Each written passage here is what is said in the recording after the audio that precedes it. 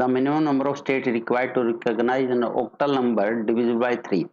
तो जब ऐसे क्वेश्चन आते हैं, यहाँ पे कोई भी number n modulus k equal to 0 हो, तो n आपका एनी नंबर और k क्या है जिससे डिवाइड करना है, तो उसके लिए मिनिमम नंबर ऑफ स्टेट कितनी चाहिए वो आपका k बताएगा। तो यहाँ पे k जो है वही आपका नंबर ऑफ स्टेट्स होगी, नंबर ऑफ स्टेट्स।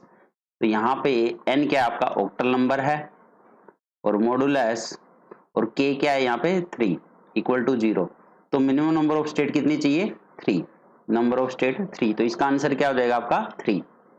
अगर यहाँ पे मॉडुलस 2 होता, ठीक है, तो 2 नंबर ऑफ स्टेट्स रिक्वायर्ड, अगर ये 4 होगा तो 4 नंबर ऑफ स्टेट। ऐसा क्यों होता है? क्योंकि जब किसी भी नंबर को 3 से डिवाइड करते हैं तो रिमाइंडर क्या क्या पॉसिबल हो सकते हैं, देखो 0 हो सकता है या 1 आएगा या 2 आएगा। तो 0 रिमाइंडर की एक स्टेट बनेगी, एक 1 रिमाइंडर के लिए स्टेट बन जाएगी और एक 2 रिमाइंडर के लिए स्टेट बन जाएगी। तो 3 स्टेट्स बनती है। इसी तरह अगर 2 से डिविजिबल हो तो 2 स्टेट बनेगी, एक 0 के लिए और एक 1 के लिए। इसीलिए मिनिमम नंबर ऑफ स्टेट कितनी आएगी यहाँ पे 3 से डिविजिबल है तो 3 ही आंसर हो जाएगा आपका।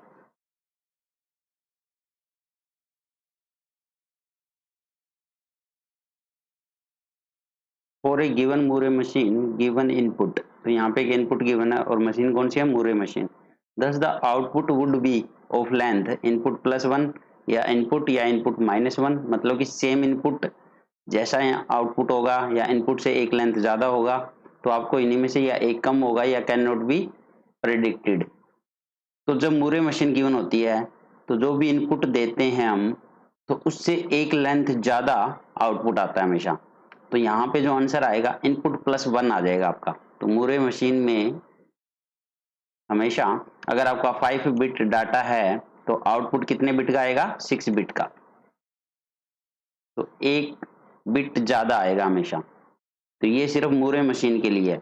अगर मिले मशीन की बात करोगे तो उसमें सेम लेंथ का आउटपुट मिलता है आपका, सेम लेंथ का होता है मिले मशीन में। जितनी लेंथ इनपुट की है उतनी ही लेंथ आउटपुट की होगी, मतलब कि सेम लेंथ ऑफ आउटपुट मिलेगा। बट मूरे मशीन में एक लेंथ ज्यादा आता है ऑलवेज आउटपुट।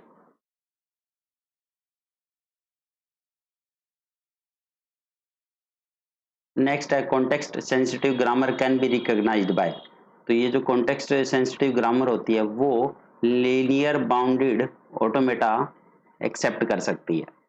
तो यहाँ पे आंसर आ जाएगा ए वाला। और फाइनाइट स्टेट ऑटोमेशन कौन सी करती है, रेगुलर लैंग्वेज। और पुश डाउन कौन सी करती है, कॉन्टेक्स्ट फ्री ग्रामर। तो यहाँ पे कॉन्टेक्स्ट सेंसिटिव ग्रामर की बात कर रहा है तो इसका आंसर आएगा लीनियर बाउंडेड ऑटोमेशन।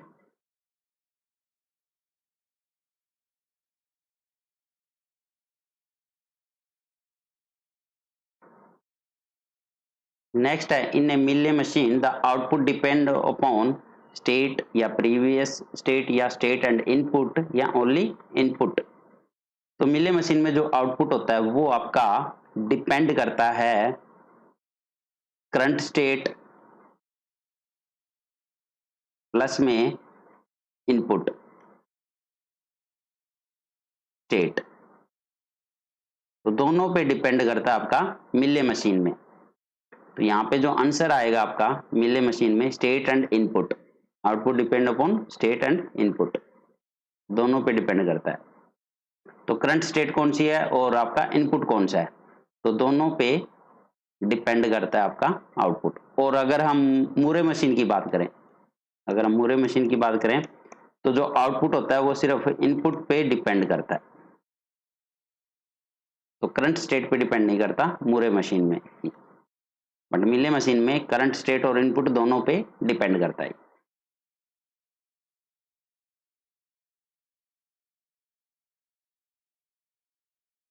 नेक्स्ट है the following Mealy machine output which of the following. तो यहाँ पे एक मिले मशीन गिवन है, अब इसका आउटपुट बताना है वो 9s कॉम्प्लीमेंट आएगा या 2s कॉम्प्लीमेंट या 1s कॉम्प्लीमेंट या 10s कॉम्प्लीमेंट।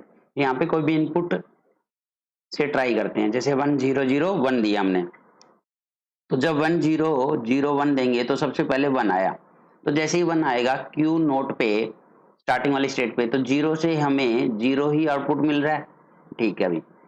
बट यहाँ पे क्या आ रहा है, 1 आ रहा है, तो जैसे ही 1 आता है क्यू नोट पे तो कहाँ चला गया, क्यू एफ पे, और हमें आउटपुट भी क्या मिल रहा है, 1 के कोरस्पोंडेंस 1 मिल रहा है, तो यहाँ पे 1 आ गया। अब कौन सी स्टेट पे आ गया, क्यू एफ पे। नेक्स्ट आपको 0 मिला, क्यू एफ पे 0 जब मिलता है तो 0 से आउटपुट क्या मिल रहा है, 1, और इसी स्टेट पे रहेगा। फिर नेक्स्ट फिर से 0 आया तो भाई 1 ही मिलेगा और इसी स्टेट पे रहेगा। फिर नेक्स्ट 1 आया, इसी स्टेट पे जब 1 आता है तो 1 के कोरस्पोंडेंस हमें क्या मिल रहा है, 0, और इसी स्टेट पे रहेगा। तो अब ये देखो, ये नंबर था और इसमें कन्वर्ट हो गया, तो ये आपका 2s कॉम्प्लीमेंट ही तो है इसी का, ये इसी का 2s कॉम्प्लीमेंट है। तो ये जो मिलने मशीन है हमारी, वो क्या आउटपुट दे रही है, 2s कॉम्प्लीमेंट। इसका ये आंसर हो गया। तो इस तरह से आप इनपुट से ट्राई कर सकते हो कि जो आंसर आ रहा है, जो आउटपुट आ रहा है वो क्या आएगा, उसी से आपको आइडिया लग जाएगा कि जो मशीन बनाई है वो किस टाइप की मशीन है।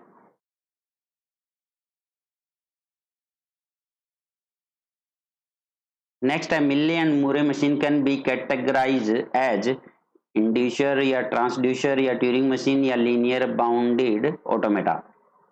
तो यहाँ पे मिले और मूरे मशीन जो यूज होती है वो एज ए ट्रांसड्यूसर यूज होती है, क्योंकि जो फाइनाइट ऑटोमेटा की हम बात करते हैं वो 2 टाइप से यूज होती है, एज ए एक्सेप्टर और एज ए ट्रांसड्यूसर। एक्सेप्टर में क्या करती है, स्ट्रिंग को या तो एक्सेप्ट करेगी या रिजेक्ट, मतलब कि जो आंसर देगी वो यस या नो में देगी, यहाँ पे कुछ भी आउटपुट नहीं मिलता है।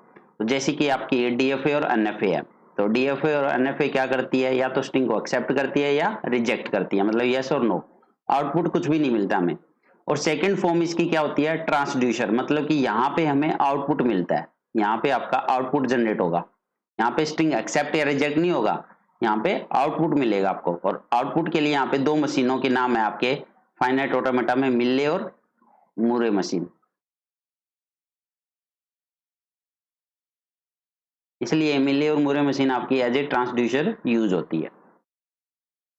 और जो पीडीए होती है, पुश डाउन ऑटोमेटा, उसमें ट्रांसड्यूसर नहीं होता है, याद रखना, पीडीए में ट्रांसड्यूसर नहीं होता।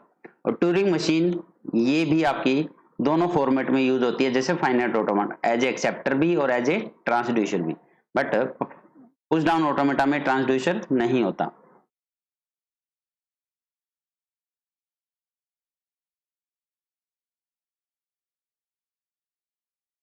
नेक्स्ट है, the following Mealy machine output which of the following. फिर से एक मशीन और गिवन है यहाँ पे।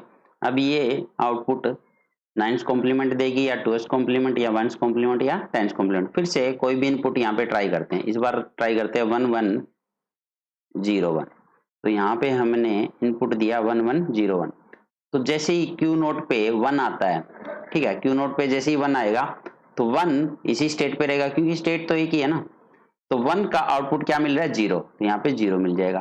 फिर इसी स्टेट पे 0 आया तो 0 के क्रॉसपोंडेंस हमें क्या मिल रहा है, 1, तो यहाँ पे 1 मिल गया। और 1 के क्रॉसपोंडेंस क्या मिल रहा है, 0 मिल रहा है, और 1 के क्रॉसपोंडेंस 0 मिल रहा है। तो अब ये आपका 1s कॉम्प्लीमेंट ही तो है इसका, 1 को 0 में कन्वर्ट कर दिया, 0 को 1 में कर दिया, तो ये तो सिंपल सी दिख रही है, मशीन कौन सी है, 1s कॉम्प्लीमेंट। तो सी आंसर हो गया इसका।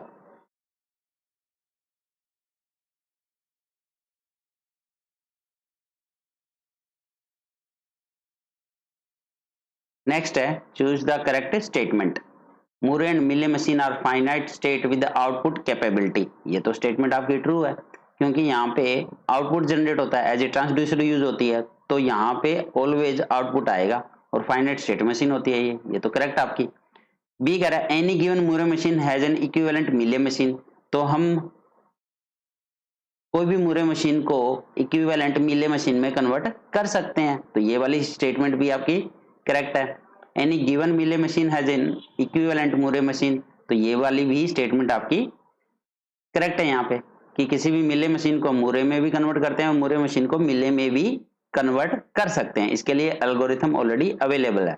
तो यहाँ पे तीनों ही स्टेटमेंट आपकी ट्रू है, मतलब करेक्ट है। तो डी आंसर हो गया, all of the above.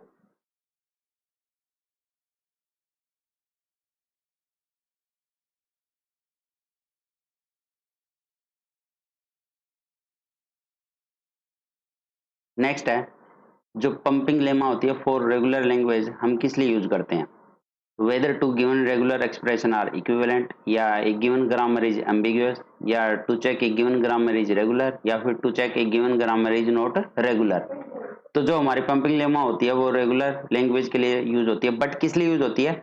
To prove that a given grammar is not regular के लिए। तो नॉट रेगुलर के लिए चेक करते हैं, ना कि कोई ग्रामर रेगुलर है उसके लिए नहीं, नॉट रेगुलर के लिए हम यूज करते हैं। तो ये हम याद रखना, इसका आंसर हमेशा नॉट रेगुलर आएगा। To prove that a given grammar is not regular, तो इसका आंसर हो जाएगा डी वाला। तो एक टाइप से एक टूल है ये, जो हमें किसी भी सर्टेन लैंग्वेज को प्रूव करता है कि वो रेगुलर नहीं है, तो रेगुलर नहीं के लिए यूज करते हैं। तो इसका आंसर आ जाएगा डी वाला।